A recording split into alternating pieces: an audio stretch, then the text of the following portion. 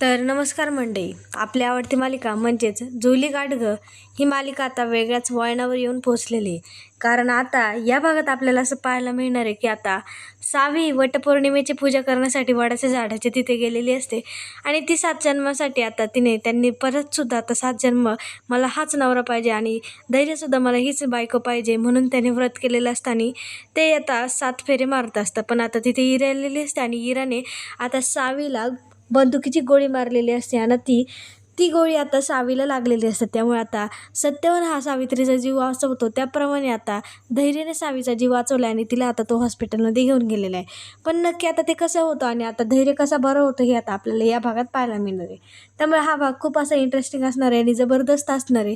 त्यामुळे तुम्ही हा व्हिडिओ शेवटपर्यंत पहा आणि व्हिडिओ आवडलास तर लाईक कमेंट शेअर करायला विसरू नका. कारण तुम्ही पूर्ण व्हिडिओ पाहता आणि लाईक कमेंट करतच नाही, तर मग म्हणजे आम्हालासुद्धा कसा काही उत्साह येणार, त्यासाठी मग तुम्ही आमच्या व्हिडिओला लाईक कमेंट शेअर करत राहा.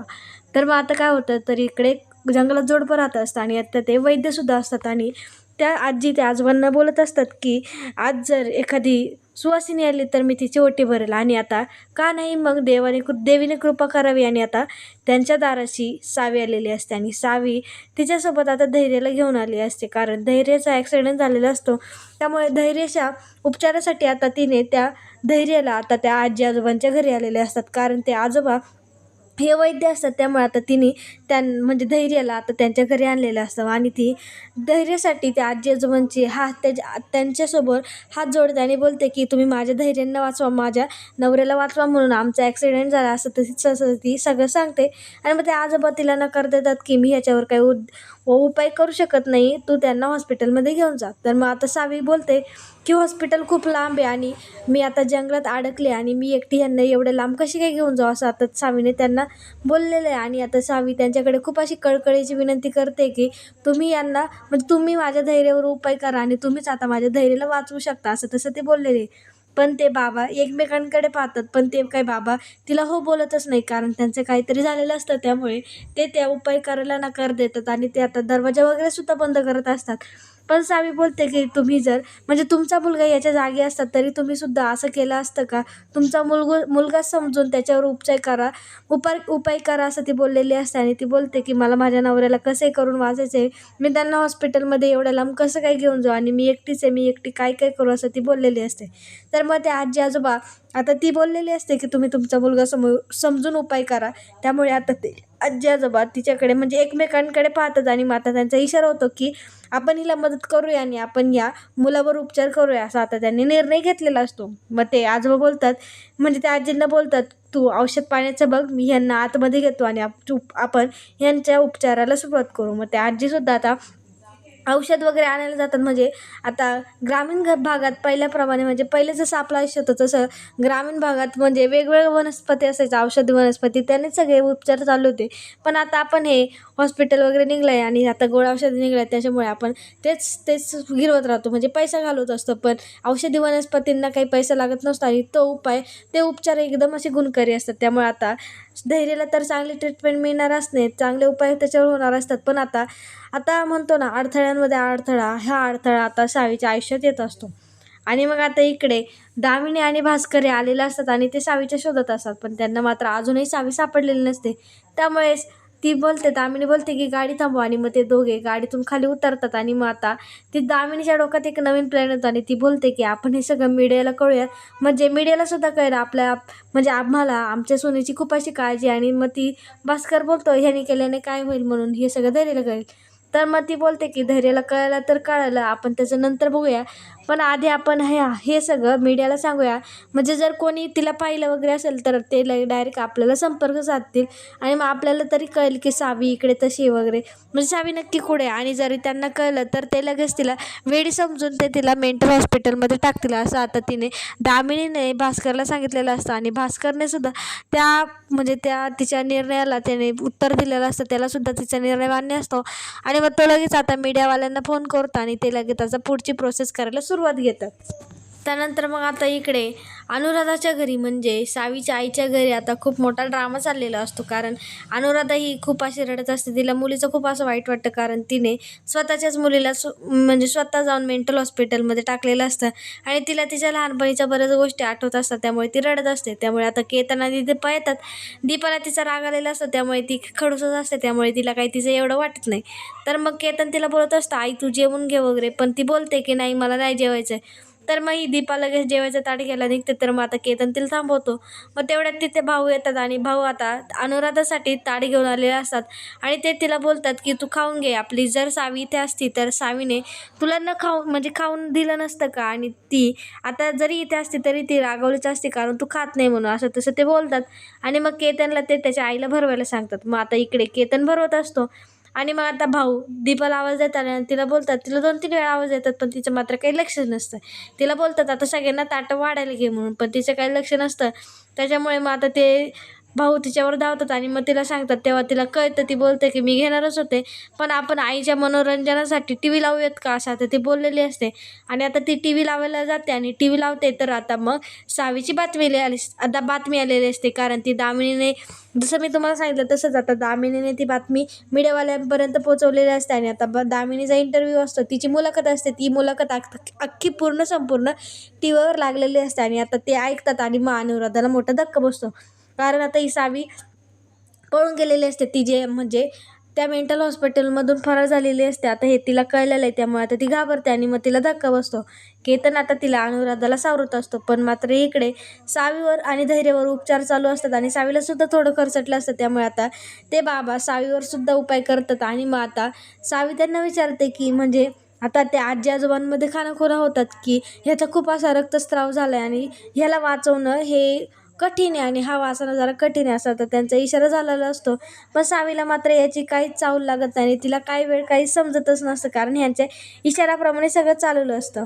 आणि मग आता इकडे अनुराधाला मोठा जसा धक्का बसलेला असतो, कारण आता सावी पळून गेलेली, ती फरार झालेली. तर आता मग दीपा या सगळ्यामध्ये बोललेली असते. ती बोलते की या सगळ्यामध्ये तुमच्या दोघांची चुकी म्हणजे भाऊची आणि अनुराधाची चुकी, कारण तुम्ही जर त्यांना मेंटल हॉस्पिटलमध्ये टाकलं नसतं तर त्या पळूनच गेल्या नसता, असा आता तिचा समज असतो. आणि ती बोलते की हे सगळं तुमच्यामुळे झाले. ती असं म्हणजे दोघांना खूप काय बोलते.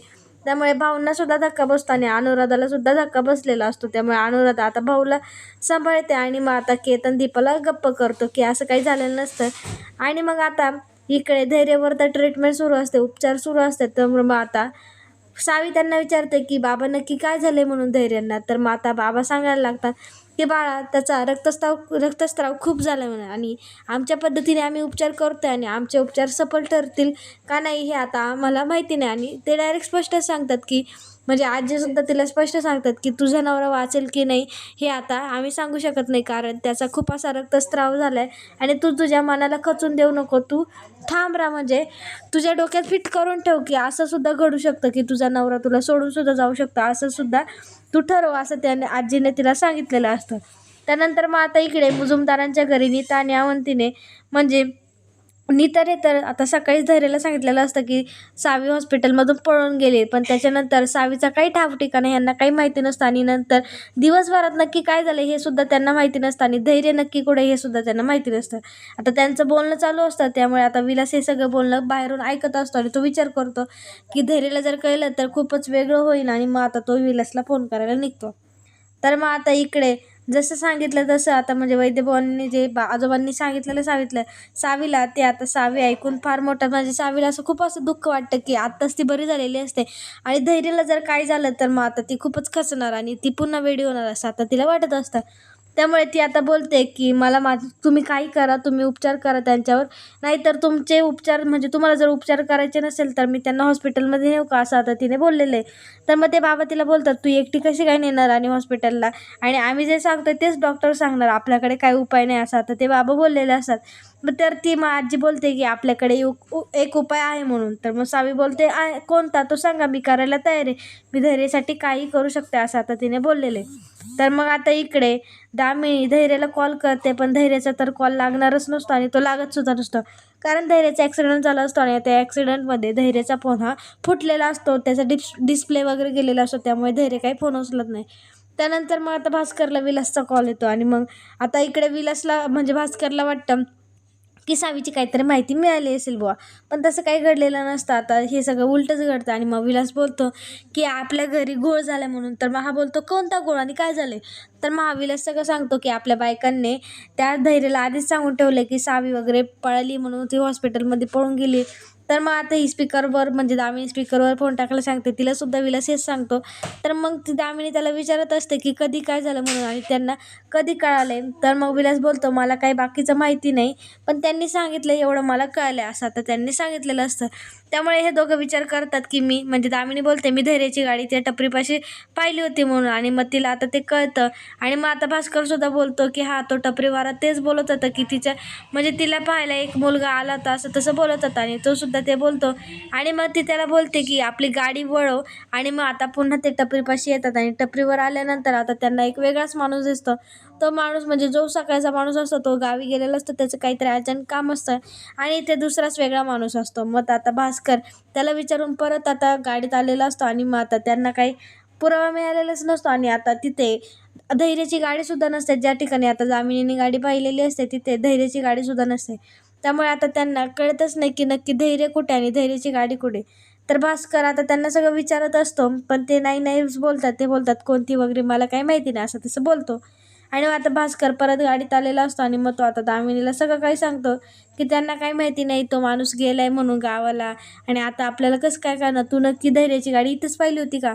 मला तर म्हणजे इथे गाडी काही दिसत नाही, मला असं वाटतंय धैर्य मुंबईला गेलं असेल असं आता त्याने दामिनीला सांगितलेलं आहे. पण आता ते विचारत करत असतात की नक्की काय झालंय म्हणून आणि नक्की कसं होणार आहे असं ते विचारच करत असतात.